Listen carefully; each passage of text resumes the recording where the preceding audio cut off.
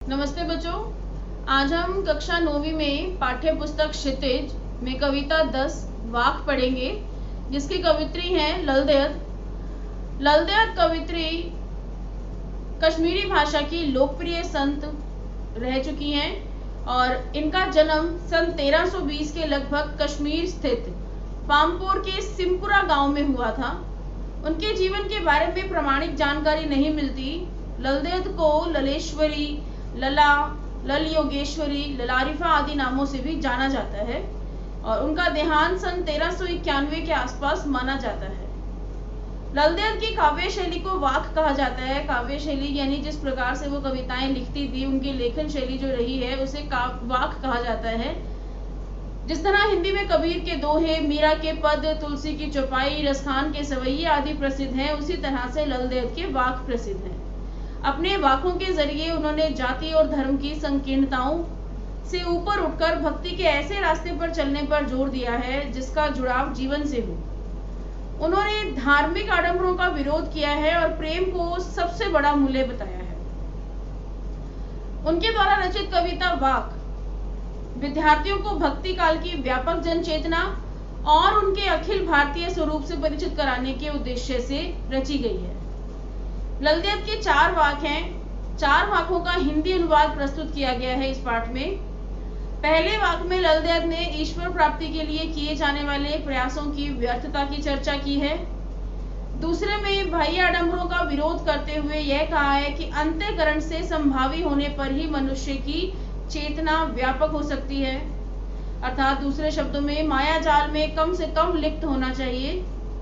तीसरे वाक में कवित्री के आत्मालोचन की अभिव्यक्ति है। वे अनुभव करती हैं कि भवसागर से पार जाने के लिए सत्कर्म ही सहायक होते हैं। भेदभाव का विरोध करना चाहिए। ईश्वर की सर्वव्यापकता का बोध जो है चौथे वाक में किया गया है। ललदेद ने आत्मज्ञान को ही सच्चा ज्ञान माना है। प्रस्तुत वाकों का अनुवाद मीरा खान जी ने किया है। तो चलिए पढ़ते हैं वाक कविता, जिसके 4 पद हैं। तो सबसे पहला पद है, रस्सी कच्चे धागे की खींच रही मैं नाव, जाने कब सुन मेरी पुकार, करे देव भवसागर पार। पानी टपके कच्चे सकोरे, व्यर्थ प्रयास हो रहे मेरे, जी में उठती रह हुक, घर जाने की चाह है घेरे।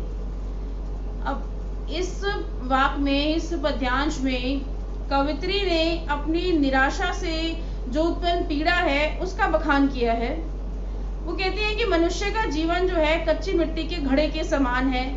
जैसे कच्चे सकोरे पानी पीने के लिए गांव में जो प्रयोग में लाए जाते हैं बर्तन, उन्हें सकोरे कहा जाता है। जैसे कच्चे सकोरे में पानी नहीं रुकता, वैसे ही कवित्री ने जीवन को भी माना है। बिना ईश्वर प्रेम को अग्नि में तपे हुए, मतलब बिना ईश्वर प्रेम की अग्नि में तपे हुए इंसान का जीवन जो है, मनुष्य का जीवन जो है वो खंडित है, अधूरा है। भक्त कवियों की यहाँ सबसे बड़ी सिद्धि जो है भवसागर, अर्थात सांसारिक मोह माया से दूर हो जाना, सांसारिक मोह माया से मुक्ति पाए जाना बताई गई है। इस संदर्भ में यहाँ कवित्री ने स्वयं को कच्चे धागे की रस्सी बताकर ईश्वर से आस लगाए जाने की, कभी ना कभी उसकी पुकार को वह सुनकर उसे शांति और मुक्ति प्रदान करेंगे। जैसे यहाँ लिखा है, रस्सी कच्चे धागे की खींच रही मैं नाव। तो कवित्री के लिए कि वह स्वयं, कवित्री ने अपने आप को, अपने जीवन को कच्चे धागे की रस्सी के समान बताया है और वो उम्मीद लगा रही है कि वो कच्चे धागे की रस्सी जो है उससे बंधी हुई जो उनकी नाव है, अर्थात जो जीवन है, वो उसे पार कर लेंगी, उसमें जो है भवसागर पार कर लेगी, अर्थात सांसारिक मोह माया से दूर हो जाएंगी।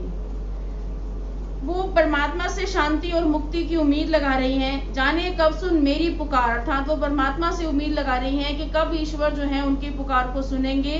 करे देव भवसागर पार, कि देव अर्थात परमात्मा अर्थात ईश्वर, कि कब जो है उनकी पुकार को सुनकर ईश्वर उन्हें भवसागर से पार लगाएंगे, इस संसार से उन्हें मुक्ति देंगे, शांति देंगे।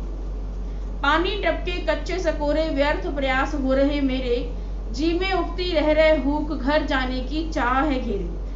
वो कह रही है कि भवसागर में तैरती हुई जो है मनुष्य की जीवन नौका को डूबने से बचाने के लिए, जिस प्रकार नौका जब चल रही होती है, नाव जब चल रही होती है, उसे बचाने के लिए एक कुशल मांझी की जरूरत होती है, उसी प्रकार से ईश्वर जो है वो एक प्रकार का मांझी है जो हमारे जीवन को उस भव सागर से पार कर रहे हैं उस नाव में बिठाकर। तो कवित्री का मानना है कि वो मांझी अर्थात ईश्वर जो है हमें उन्हें कब मुक्ति देंगे, वो इस चीज की पुकार लगा रही है, ईश्वर से इस चीज के बारे में इच्छा जता रही है, इच्छा व्यक्त कर रही है अपने इस पद के माध्यम से। वो क्या कवित्री जो है उन्हें अखंड विश्वास है ईश्वर के ऊपर। वो कह रही कि एक परमात्मा ही उनकी जरूरत जो है वो पूरी करने में समर्थ हो सकता है।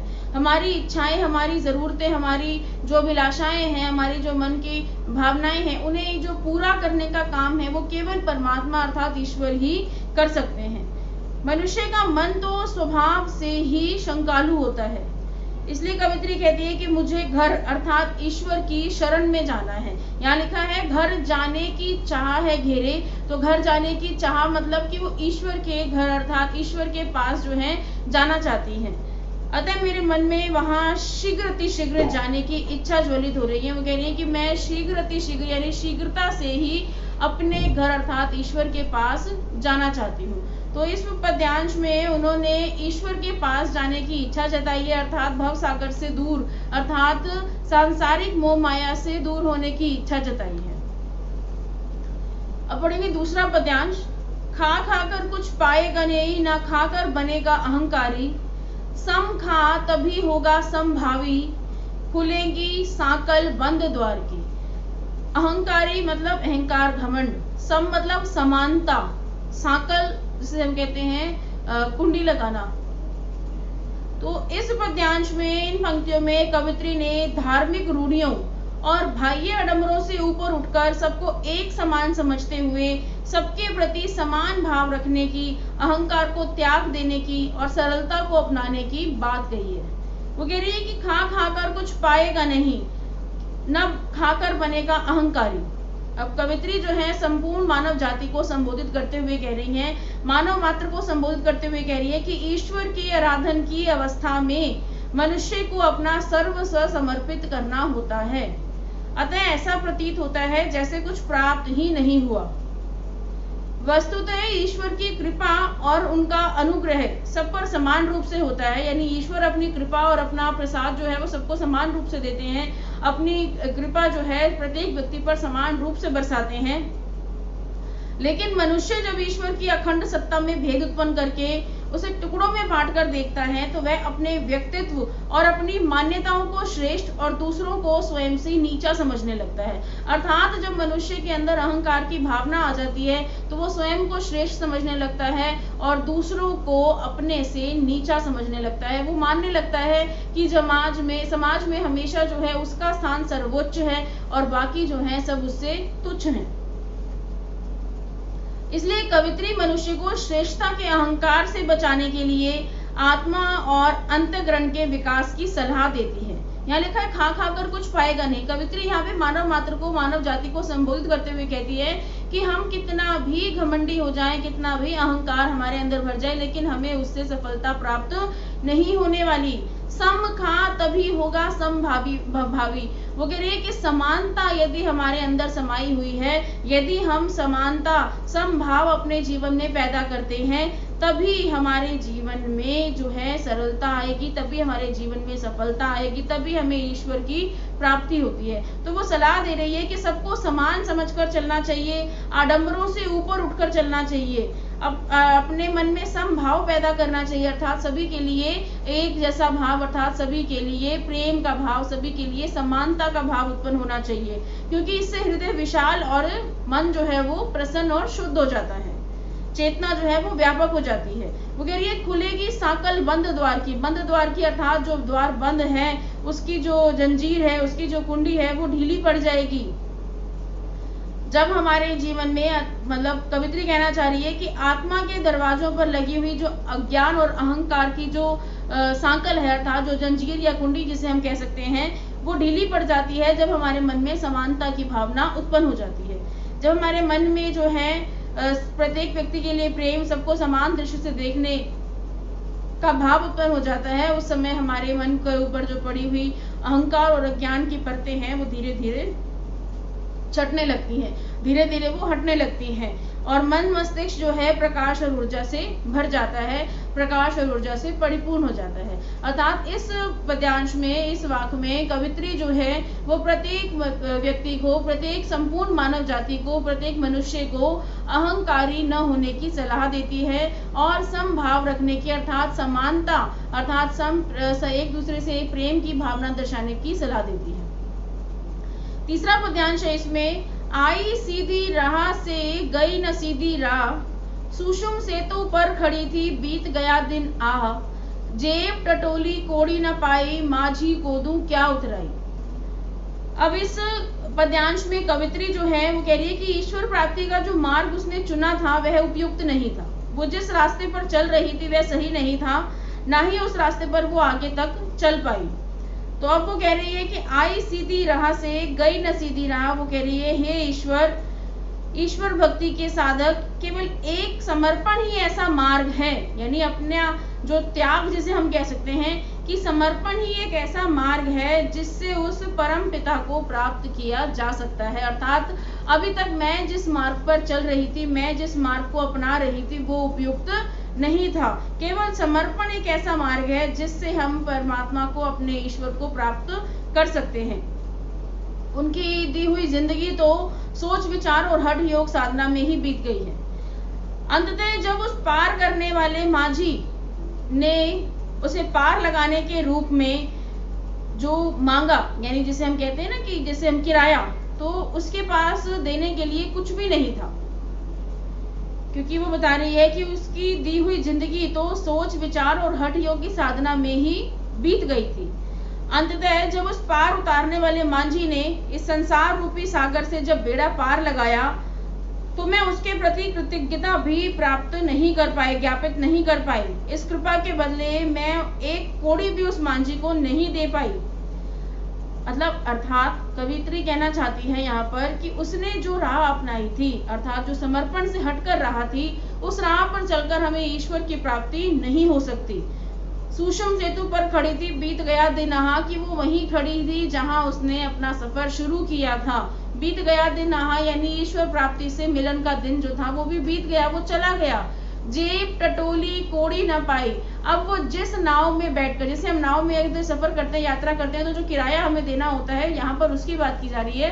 कवित्री कह रही है कि जब मैंने भव सागर से पार हो गई मैं, और मुझे पार करने वाला जो मांझी है, जब उसने अपना किराया मांगा, तो उसे किराए के स्वरूप में देने के लिए मेरे पास कोड़ी भी, अर्थात कुछ भी नहीं था। मांझी को दूं क्या उतराई, मतलब अब मेरे को समझ नहीं आ रहा था मुझे कि मांझी को मैं क्या उतराई दे सकती हूँ। तो आशय यह है कि मनुष्य जो है दुनिया के सरोकारों में फंसकर अपने लक्ष्य को भूल जाता है, और समय बीत जाने पर जीवन के अंतिम क्षण में जब उसने अपने जीवन की व्यर्थता का बोध होता है, जब उसे अपने जीवन की व्यर्थता का बोध होता है, तब कुछ भी करने में असमर्थता के कारण बड़ी पीड़ा होती है। तो मतलब यहाँ पर जब जिस लक्ष्य में वो जाना चाहता था, जो उसका लक्ष्य था, वो उसे पूरी तरह से भूल जाता है। तो इस पद्यांश में कवित्री जो है वो ये बता रही है कि हमारा जो लक्ष्य है, हमें उसके ऊपर ही अपना जो है आधार बनाना है, उसे ही अपने जीवन का आधार बनाना है, और समर्पण के बिना ईश्वर की प्राप्ति नहीं की जा सकती। तो अब चौथा पद्यांश जो है इसका, थल थल में बसता है शिव ही, भेद न कर क्या हिंदू मुसलमान, ज्ञानी है तो स्वयं को जान, वही है साहिब से पहचान। अब इस पद्यांश में भी कवित्री ने समानता की भावना रखने की सलाह दी है। वो कह रही है कि परमात्मा को देखने के लिए जरूरी नहीं है कि हमें परमात्मा के टुकड़े करने पड़े। जिस प्रकार से समाज में हम देखते हैं कि परमात्मा को अलग अलग धर्मों में बांट दिया गया है, तो परमात्मा को देखने के लिए केवल समानता की या प्रेम की नजर ही काफी होती है। थल थल में बसता है शिव ही। वो कह रही है कि प्रत्येक स्थान पर थल थल में यानी प्रत्येक स्थान में शिव तत्व अर्थात कल्याणकारी परमात्मा ही बसा हुआ है। हर जगह पर ईश्वर ही बसा हुआ है, हर जगह पर परमात्मा ही विराजमान है। भेद न कर क्या हिंदू मुसलमान, कि क्या हिंदू है और क्या मुसलमान, ये सब उसी की बनाई हुई सृष्टि है। यहाँ पर जातियों के आधार पर, धर्मों के आधार पर भेदभाव नहीं करना चाहिए। ज्ञानी है तो स्वयं को जान, वही है साहिब से पहचान। अब कवित्री यहाँ पर कह रही है कि हिंदू और मुसलमान दोनों जो है वो एक ही है, उसकी मनुष्यता जो है वो एक ही, अर्थात है तो दोनों एक ही जाति से, दोनों ही मनुष्य जाति से हैं, तो वो यहाँ पर सलाह दे रही है कि यदि तुम ज्ञानी हो, ज्ञानी यहाँ पर बोला गया है जो कि स्वयं को भी जानता है, उसे नहीं जो कि पाखंडी करता है। जैसे हम किसी गुरु मान लें या बाबा जो हैं, इन्हें ज्ञानी नहीं कहा जा सकता, क्योंकि ये स्वयं को नहीं जानते बल्कि दूसरों को ज्ञान देते हैं। तो ज्ञानी है तो स्वयं को जान। यहाँ पे कवित्री कह रही है कि यदि तुम ज्ञानी हो तो पहले अपने अंदर को जान लो, अपने अंदर का ज्ञान बाहर निकालो, स्वयं को पहचान लो, वही है साहिब से पहचान। जिस दिन तुम स्वयं को पहचान जाओगे, जिस दिन तुम्हारे अंदर का ज्ञान जो है वो तुम्हें आवाज लगाएगा, जिस दिन तुम अपने अंदर के ज्ञान को पढ़ लोगे, वास्तव में वही घड़ी वही पल जो है ईश्वर से हमारी मुलाकात करवाएगा। ईश्वर के बारे में हमें ज्ञान ज्ञात होगा, उस समय पर ही ईश्वर के बारे में हमें ज्ञान मिलेगा। तो इस पद्यांश में भी कवित्री ने समानता की भावना रखने के लिए कहा है, और सबसे बड़ी बात यहाँ पर उन्होंने स्वयं को जानने की सलाह दी है। वो कहती है कि यदि व्यक्ति को परमात्मा से मिलना है तो पाखंडों और आडंबरों को छोड़कर स्वयं से मिलना चाहिए, स्वयं के बारे में जान लेना चाहिए। तो आशा है कि आपको ये चारों पद्यांश जो है वो इनकी कविता जो व्याख्या है वो समझ में आ गई होगी। और अब हम पढ़ेंगे इसके प्रश्न उत्तर। सबसे पहला प्रश्न है यहाँ पर, रस्सी यहाँ किसके लिए प्रयुक्त हुआ है और वह कैसी है? तो रस्सी शब्द जो है यहाँ पर इसका उत्तर हम लिखेंगे कि वो जीवात्मा के लिए प्रयुक्त हुआ है। रस्सी शब्द यहाँ पर जीवात्मा के लिए प्रयुक्त हुआ है और वह कच्चे धागे की है जो जीवन रूपी नौका को सागर में खींच रही है। दूसरा प्रश्न है यहाँ पर कि कवित्री द्वारा मुक्ति के लिए किए जाने वाले प्रयास व्यर्थ क्यों हो रहे हैं? हमने पढ़ा था कि कवित्री जो प्रयास कर रही है वो व्यर्थ हो रहे हैं। किस लिए व्यर्थ हो रहे हैं? क्योंकि कवित्री जो है, जैसे कच्ची मिट्टी के सकोरे में पानी रिस जाता है, कच्ची मिट्टी के बर्तन में पानी रिस जाता है, वैसे ही ये मानव शरीर है। जब तक इसमें प्राण है, जब तक हमारी आत्मा शुद्ध नहीं है, हम ईश्वर से नहीं मिल सकते। ईश्वर से मुक्ति के, ईश्वर से मिलने के जो हमारे प्रयास हैं वो विफल हो रहे हैं, इसीलिए कवित्री को भी असफलता मिल रही है। उसके बाद प्रश्न नंबर 3 है, कवित्री का घर जाने की चाह से क्या तात्पर्य है?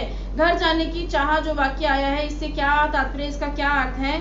तो घर जाने की चाह से कवित्री का तात्पर्य है ईश्वर की कृपा करने से और उसी में लीन होने से। प्रश्न नंबर 4 है, भाव स्पर्श कीजिए, उसका क भाग है, जेब टटोली कोड़ी न पाई। तो इसमें प्रस्तुत पंक्ति का अभिप्राय यह है कि मनुष्य संसार में स्वार्थ सिद्ध करने के प्रयास से अपना लक्ष्य भूल जाता है और जीवन का महत्वपूर्ण समय उसका व्यतीत हो जाने के बाद उसे कुछ करने की असमर्थता की पीड़ा व्याकुल कर देती है। दूसरा है इसमें, खा खाकर कुछ पाएगा नहीं, न खाकर बनेगा अहंकारी। प्रश्न नंबर 4 का ख भाग जो है उसका आशय इस प्रकार है कि प्रस्तुत पंक्ति में सबको धार्मिक रूढ़ियों और आडंबरों से ऊपर उठकर समभाव को अपनाने की सलाह दी गई है और अहंकार को त्यागने की सलाह दी गई है। प्रश्न नंबर 5 है, बंद द्वार की सांकल खोलने के लिए लल दत्त ने क्या उपाय सुझाया है? तो इसका उत्तर हम इस प्रकार से लिख सकते हैं कि आत्मा में व्याप्त भेद बुद्धि को नष्ट कर समभाव की प्राप्ति करके मनुष्य जब अपने अहंकार को नष्ट कर देता है या नष्ट कर लेगा तो आत्मा के बंद दरवाजों की सांकल जो है वो खुल जाएगी। प्रश्न नंबर 6 है, ईश्वर प्राप्ति के लिए बहुत से साधक हठ योग जैसी कठिन साधना भी करते हैं, लेकिन उससे भी लक्ष्य की प्राप्ति नहीं होती। यह भाव किन पंक्तियों में व्यक्त हुआ है? वो पंक्तियां बतानी हैं जिसमें से कि ईश्वर प्राप्ति के लिए जो बहुत कठिन साधना भी की लेकिन फिर भी लक्ष्य की प्राप्ति नहीं हुई। तो ये पंक्तियां हैं, आई सीधी राह से गई न सीधी राह, सुषम सेतु पर खड़ी थी, बीत गया दिन आ। प्रश्न नंबर 7 है, ज्ञानी से कवित्री का क्या अभिप्राय है? ज्ञानी शब्द जो कि चौथे पद्यांश में आया था, उससे कवित्री क्या कहना चाहती है, उससे क्या अभिप्राय है? तो यहाँ पर अर्थ है कि जो स्वयं को पहचान ले वही ज्ञानी होता है। अर्थात ज्ञानी से कवित्री का अभिप्राय है कि जो स्वयं के मन को पढ़ ले, जो स्वयं के बारे में जान ले। तो आशा है कि आप सभी को पाठ की पद्यांश की व्याख्या और प्रश्न उत्तर जो है वो समझ आ गए होंगे। धन्यवाद।